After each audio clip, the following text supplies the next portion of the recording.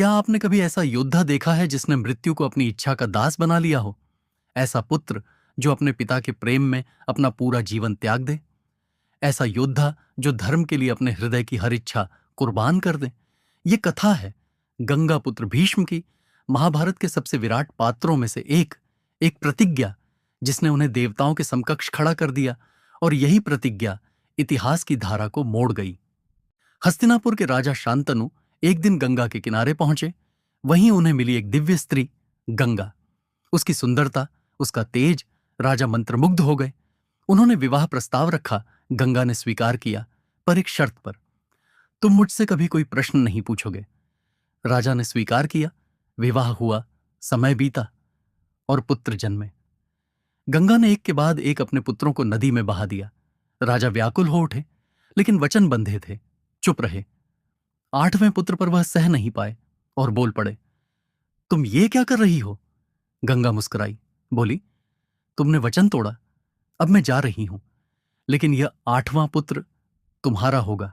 इसका नाम है देवव्रत। गंगा अपने पुत्र को लेकर स्वर्गिक स्थानों पर चली गई। वहां देवव्रत को मिले महान गुरु परशुराम, बृहस्पति, वशिष्ठ। उन्होंने राजनीति, शस्त्र विद्या, वेद, धर्म और रणनीति की शिक्षा पाई। जब वह किशोर से यौवन की ओर बढ़े, गंगा उन्हें लेकर हस्तिनापुर लौटी। राजा शांतनु ने जब देवव्रत को देखा, उनकी आंखें छलक पड़ीं। देवव्रत ने स्वयं को राज्य की सेवा में अर्पित कर दिया। राज्य को एक योग्य उत्तराधिकारी मिल चुका था। कुछ वर्षों बाद शांतनु को फिर प्रेम हुआ, एक मछुआरे की कन्या सत्यवती से। लेकिन उसके पिता ने कहा, विवाह तभी होगा जब मेरे बेटी का पुत्र राजा बने। राजा असमंजस में पड़ गए। राज्य का उत्तराधिकारी तो देवव्रत था। वह निराश होकर लौटे। देवव्रत को जब पिता की स्थिति का पता चला तो वे स्वयं मछुआरे के पास पहुंचे।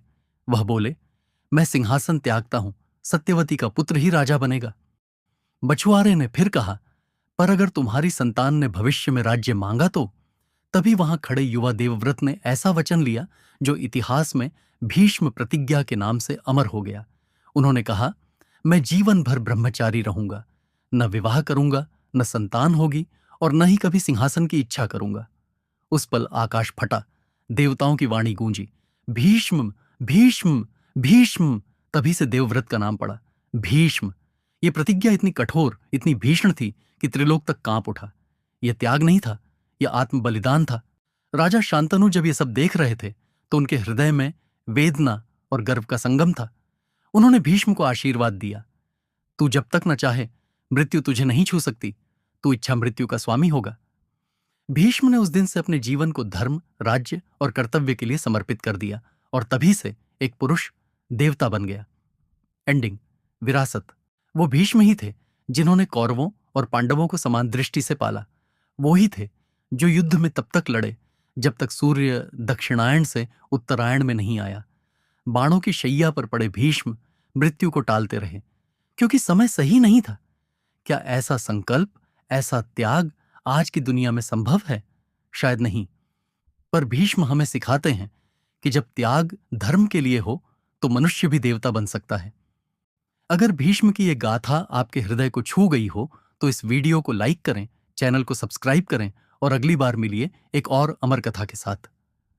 जय भीष्म, जय धर्म।